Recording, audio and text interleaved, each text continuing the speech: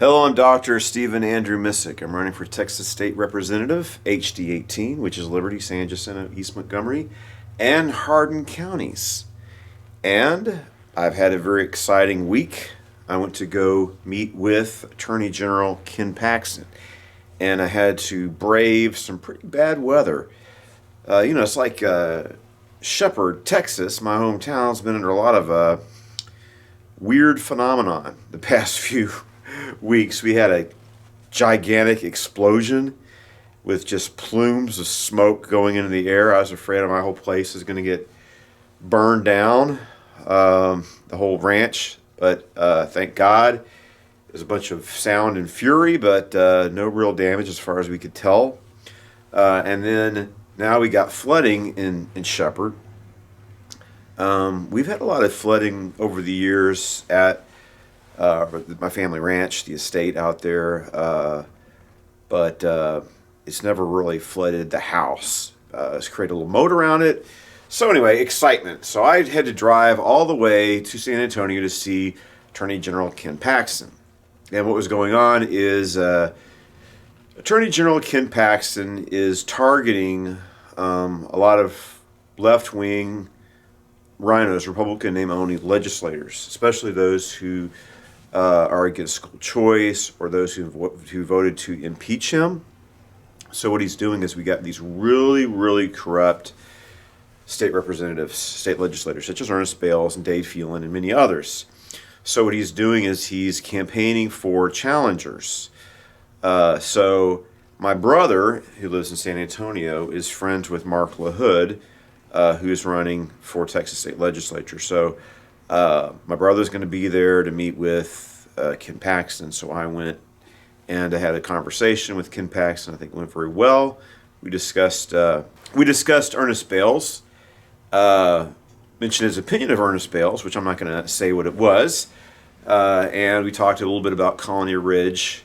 But the thing is, there's a lot of people there, there's a lot of noise, a lot of other people waiting in line to talk to him. I didn't want to monopolize his time, but I think it's a very good, productive event. I talked about, or I gave him a proposal, something that we could do about Ernest Bales and the issues surrounding him, and we'll see what happens. He seemed to be open to the possibility. So stay tuned for more information to come. So what I do want to do in this video is show the presentation of Attorney General Ken Paxton and his description of the problem that we find Texas in now and what we need to remedy it, and also a few words from Mark LaHood. Now, I didn't know this, but Mark LaHood is a Lebanese American. I guess he's half Hispanic, half Mexican, half Lebanese. And of course, I've been to Lebanon 4 times. I love Lebanon. It's a beautiful country. And it's got large Arab Christian population. Used to be majority Arab Christian. Now it's about half, or 40% or so. So the campaign is marching along. I want to mention something else. A couple things. One is we're on 40 days till election now. 40 days. It's a pivotal thing. We need to get active. The other thing is it's about building momentum, the pathway to victory. And I sent out 10,000 text messages with a picture of Ernest Bales at a Flip Texas Blue rally, wearing his purple shirt, showing his commitment to transition Texas from red to blue. And a lot of things have come out about Bales. As I mentioned, we have the, it's called the Rice University Analytics, where they rate each legislator on their, where they are politically based on their voting record. And of course, he's a liberal. And a lot of interesting information on the House of Bad Cards and Grassroots America. So things have been coming out about that. And of course, we have the Colony Ridge issue. And Glenn Beck has done his investigative report in his video on Colony Ridge. And one of the things that he talks about on there is how that this community, its purpose is to flip Texas blue, to flip this district specifically blue. So Ernest Bales is a lifelong Democrat. He changed parties to run for office because Ernest Bales has been working very hard to flip this House district from red to blue. He had to run as a Republican, even though he's a Democrat, because this is used to be a solid red district.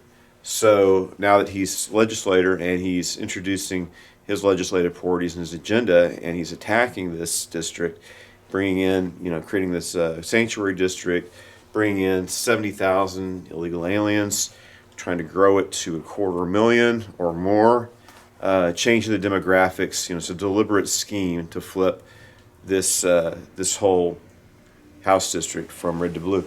And what bothers me about it, really, really disturbs me, how that you have these Republican groups in this area and people who claim to be Republicans who know, there's no doubt about Ernest Bale's voting record. He created his voting record. I didn't make these votes. I didn't introduce this legislation. It's what he did. So it's on him. No one made him put the purple shirt in and go to this rally to flip Texas, put on his purple shirt and go to this rally to flip Texas blue. People get mad at me for just presenting the documentation.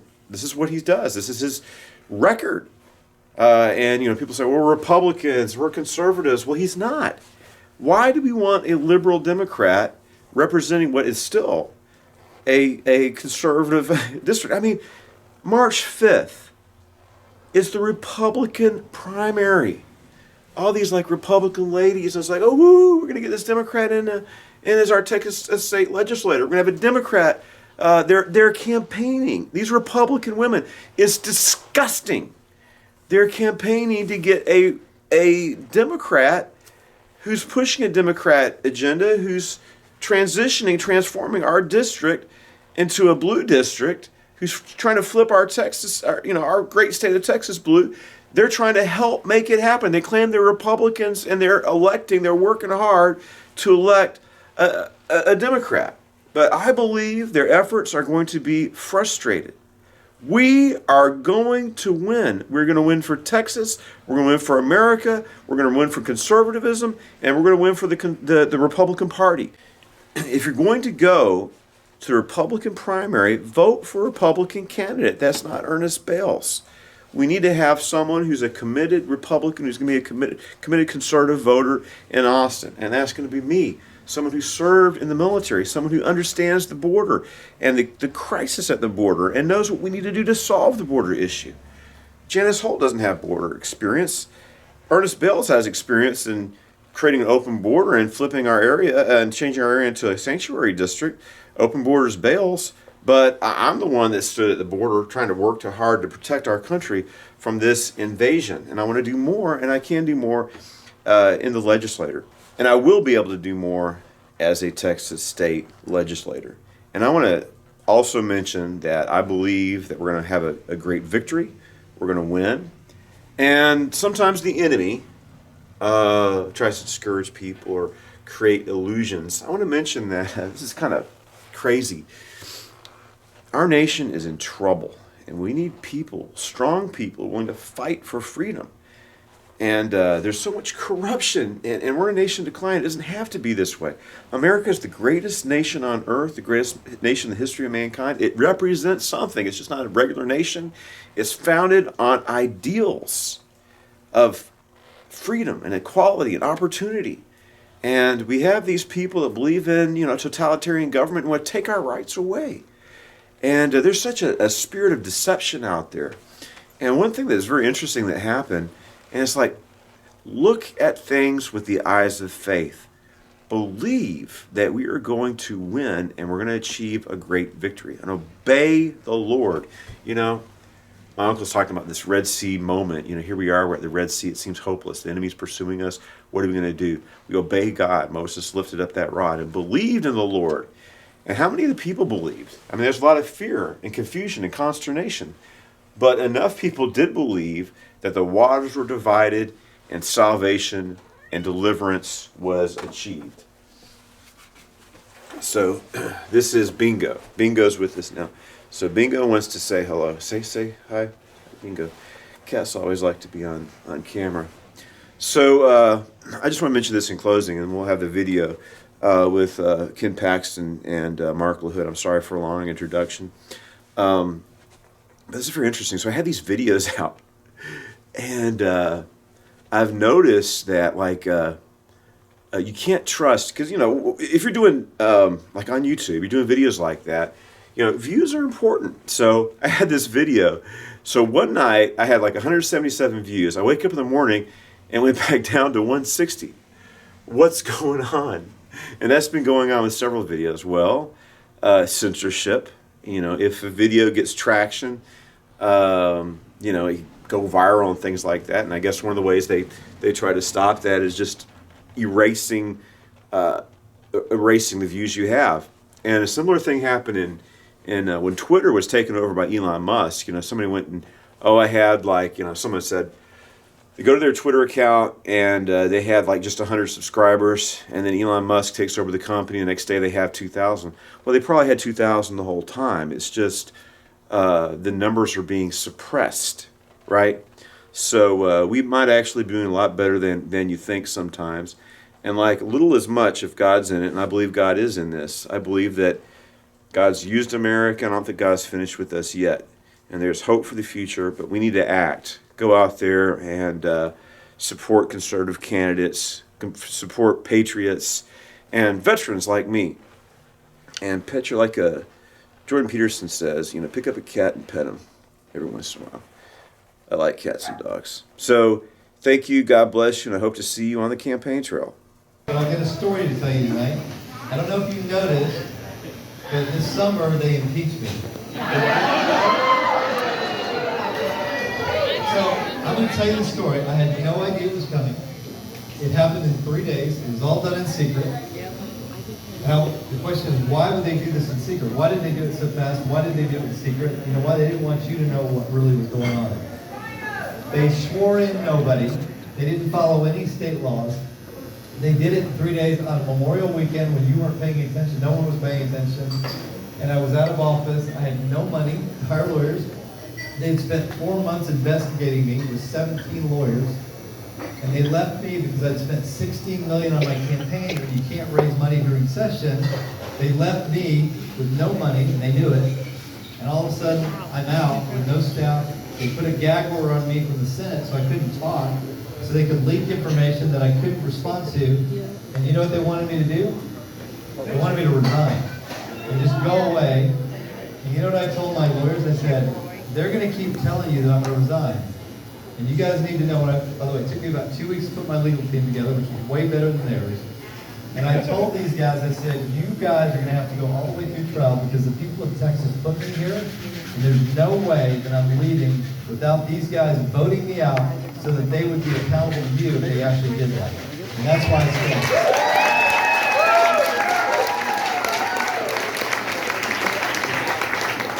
So, I didn't know this was happening. It was a pretty rough summer, knowing that I had the media attacking me every day. I was starting with $0. Have you guys ever tried to hire a legal team with no money? If anybody's ever done that, tell me how to do it, because it's hard. And I convinced them that I would raise money and that they would get paid.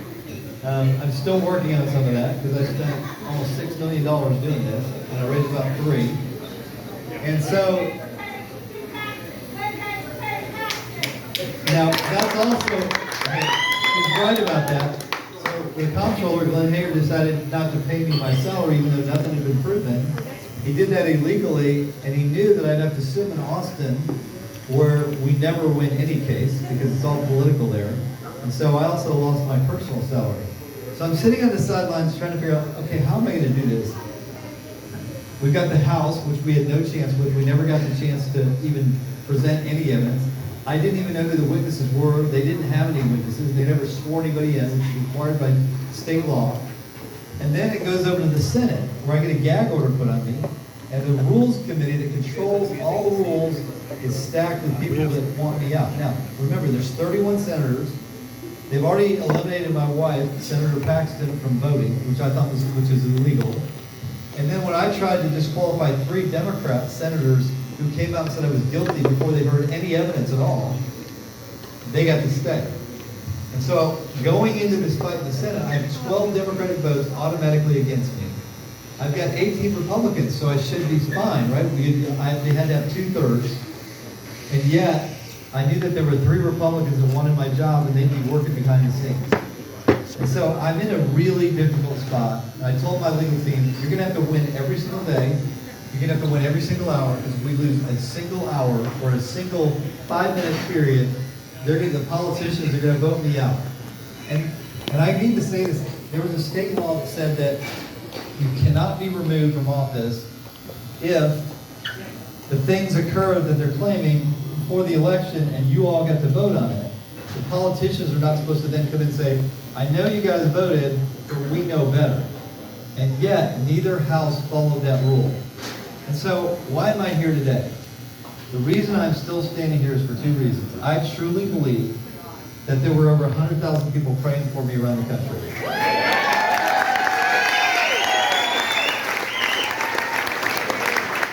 And I know that because I talk to people all the time that I have no idea who they are, and they tell me, we were praying for you, and we know lots of people that were praying for you.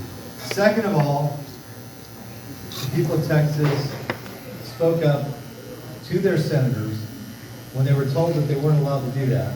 Thank you. Because I would not be here had thousands and thousands of people not communicated with their senators. So why am I telling that story? I truly believe this relates back to Marshall Hill in a big way. And it relates back to another topic that I want to talk about really quickly. I went through a miserable summer. Every day it was hard to get up and stay in the fight because I had nothing going for me except the belief that you elected me, and so I have a responsibility to fight till the end no matter what happens. So I did that, and I came through it. But I also think now that I look back on it, despite the fact that it was a very difficult summer, I really believe that it's something that will turn out for the good of both me, the state of Texas, and our country. And the reason I say that is I'm sure you all know the story of Joseph in the Bible, where he was, basically his brothers wanted to kill him. They decided to save his life and send him into slavery for the rest of his life, potentially to die somewhere as a slave. As it turns out, it didn't work out so well for them initially because he became prime minister of Egypt, and he's standing in front of his brothers. They're terrified, and he says to them, what you meant for evil, God meant for good.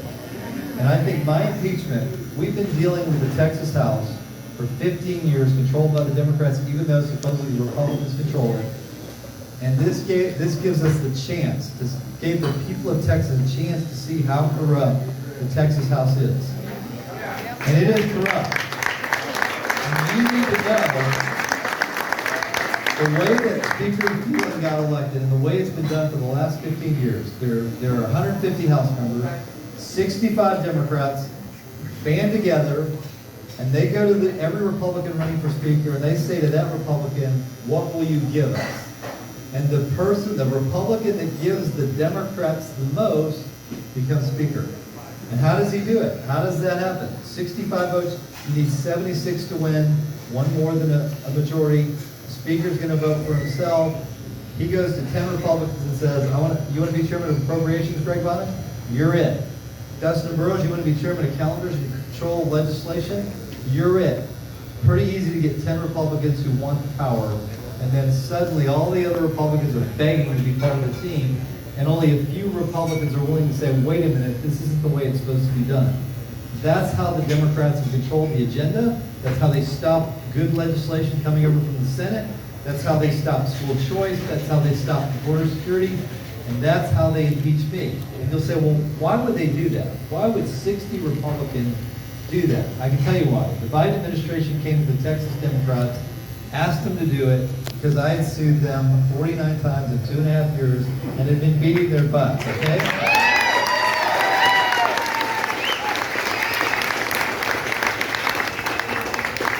So, in my opinion, if we do not fix the Texas House, and I'm going to bring up the second issue, and then I'm going to tie it back into Martin LaVey, the Texas Court of Criminal Appeals. The Texas Court, raise your hand if you know anything about the Court of Criminal Appeals. Just raise your hand. Okay, that's a pretty good number. The truth is, very few people know anything about the Court of Criminal Appeals. They are our highest court on criminal matters. So final appeal on anything goes to them. Final appeal on civil matters goes to the Texas Supreme Court. So I'm going to run a little test here. And I need to tell you right up front, I'm going to ask you There are 9 members of the Court of Criminal Appeals. Every 2 years, 3 of them are up for election. All 9 are Republicans. But I'm going to bet that if I ask, I'm going to just do it right now, and I'm going to ask you what their names are if you raise your hand. How many of y'all, anybody here can name all 9 members of the Court of Criminal Appeals? Raise your hand. Okay, I don't see any hands. Okay, I go to Republican audiences all the time. No one's ever named more than 2. So let's go. How many, anybody here can name 7? How about 5? 5? Okay, you're going to be like the record setter in 2 years. Can you come up here? I want you, can you name them? Let's see. Okay. This is going to be a record. Name the 5. Bert Richardson. Myra Hervey. Vote them all out. You already set the record with 2. Tied for the record right. You can do one more. Kevin Erie.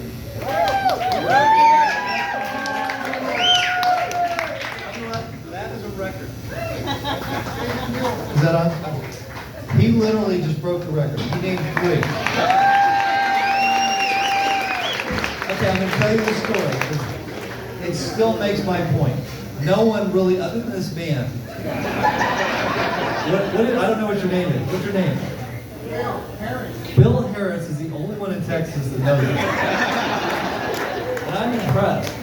I'm actually glad I came back just to get you to do that. Okay, so 2 years ago, the Court of Criminal Appeals decided, in their infinite wisdom, with an 8-1 vote, Kevin Erie being the only true constitutional conservative, voted no. And they struck down a statute that directed the Attorney General, and this was passed in 1951, to prosecute voter fraud. Okay, they said that the Attorney General, because he's in the executive branch, doesn't have the authority to be in court because it's a violation of the Constitution, separation of powers. How insane is that? Even non-lawyers know that doesn't make any sense, because if they're right, every Attorney General in the country has violated the Constitution since the day we were founded. And that is how I can no longer prosecute voter fraud. So what does that leave for us? Who prosecutes voter fraud if I can't? The district attorneys. George Soros has come into this state. He took out Nicola Hood. He took out the the Travis County DA. He's taken out the DAs in all the big cities. And he put people in who won't prosecute. So now, if we have voter fraud, and by the way, I was prosecuting about 900 different counts of voter fraud. I know there's no voter fraud. I know the media tells you there's no voter fraud. But I was prosecuting over 900 different counts when they came in. The Court of Criminal Appeals struck it down. So, why did the Court of Criminal Appeals do this? I am convinced these are Republicans, but nobody knows who they are other than Bill Harris.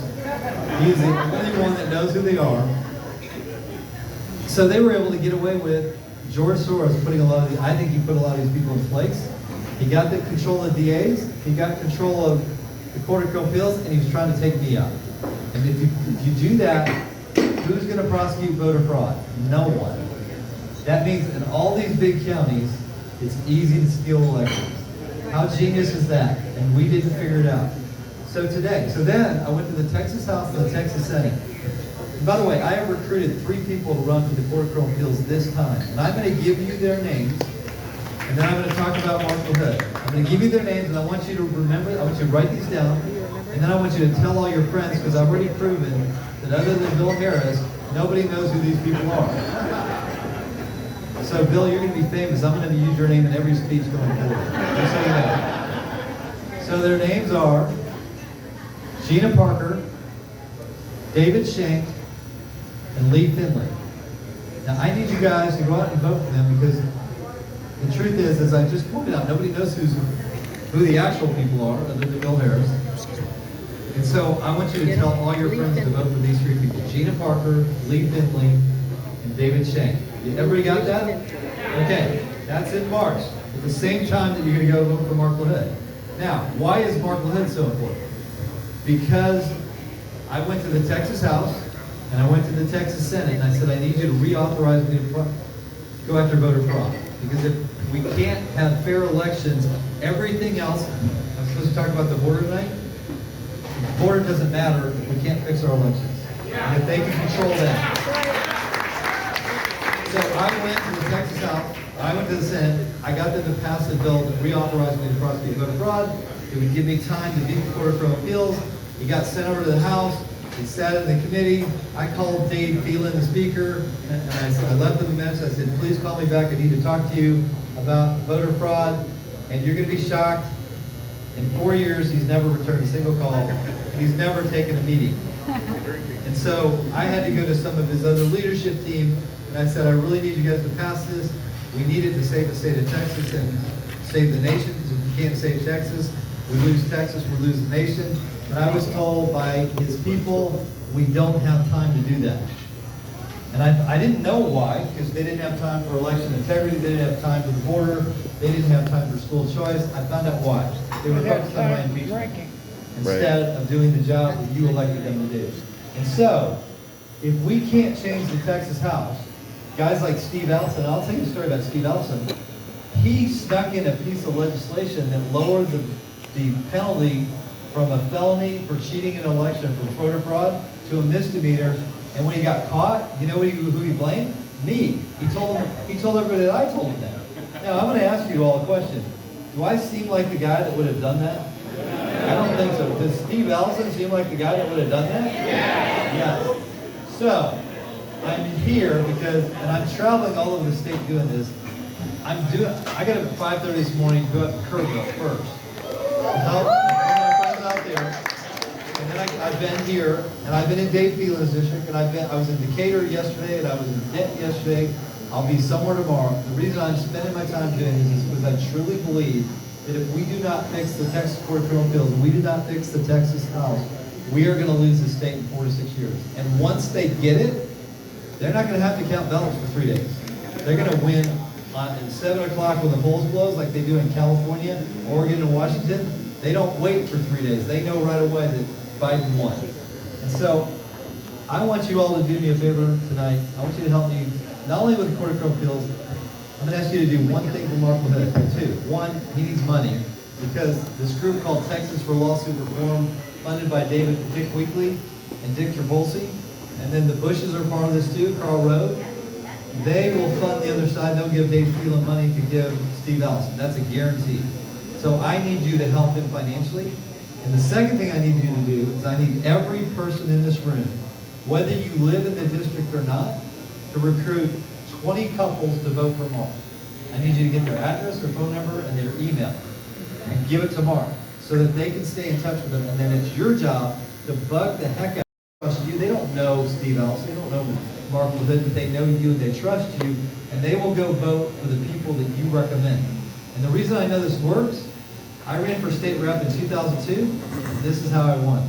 I got my friends, because they were trusted to go get 20 couples, that's 40 votes, and those people came out and voted for me, and I became the state rep, even though no one knew who I was, and nobody expected me to win. So I'm here today to really encourage you. We have to save our state. The way we save our state is electing Mark LaHood, who I am so proud to endorse, and I'm so proud to endorse. Thank you very much.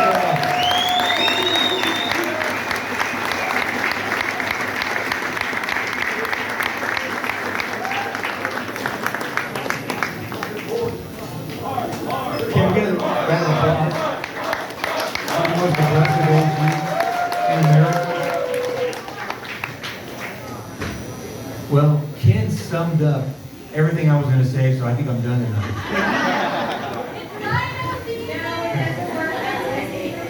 No, but all kidding aside, I want to go a little bit further with it.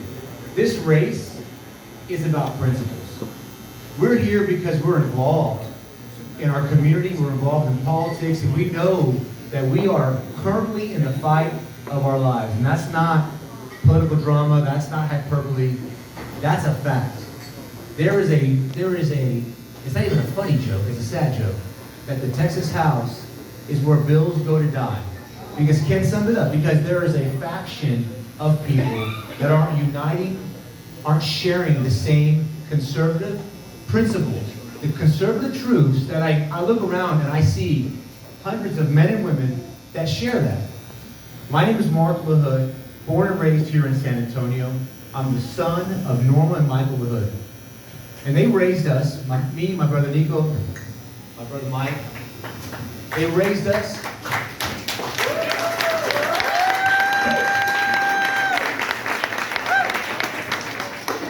to love God, to love country, to be proud of our country, to defend it, to love family, to be proud of our family, to defend our families, to be unapologetic in our faith and our principles, and to not back down. I think that's one of the problems that we run into. Yes. And I'm challenging Steve Allison, a nice guy. But I'm challenging him because our principles, or at least my principles, and I think all of our principles, are different. And I've got 3 priorities that I want to do once we get the house.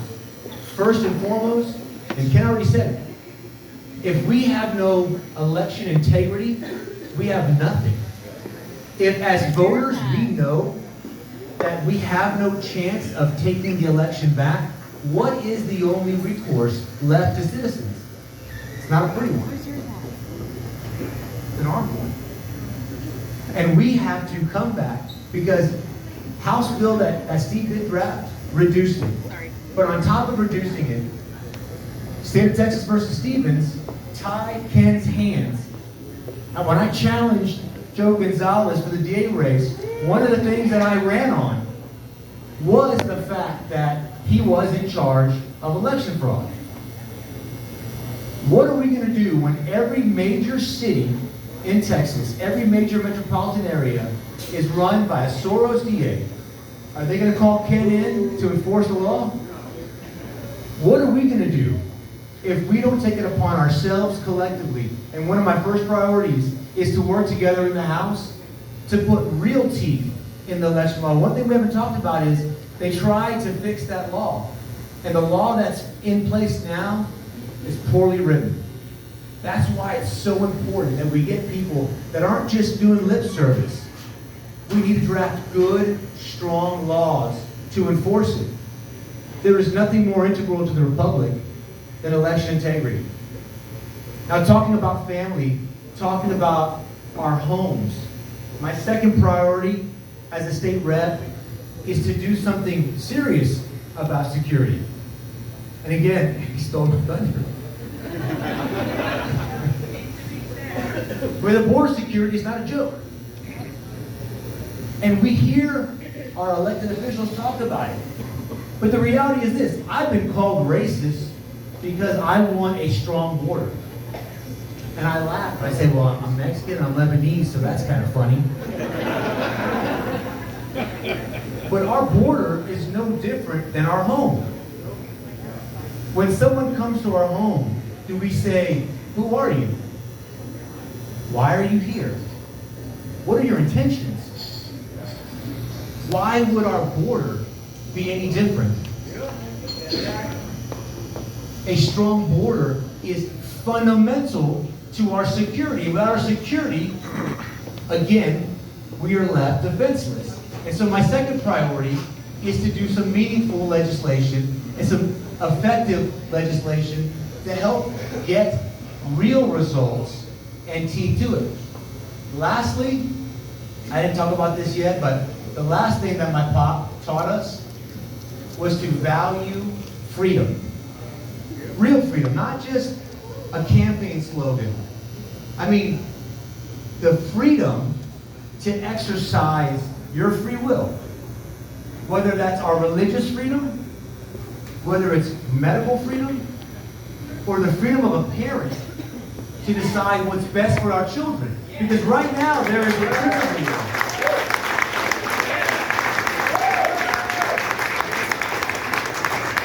And the ideology is simple. One believes that the government has the answer for all of us. And they're going to tell us what to think, how to act, how to discipline our children, what and how to educate them.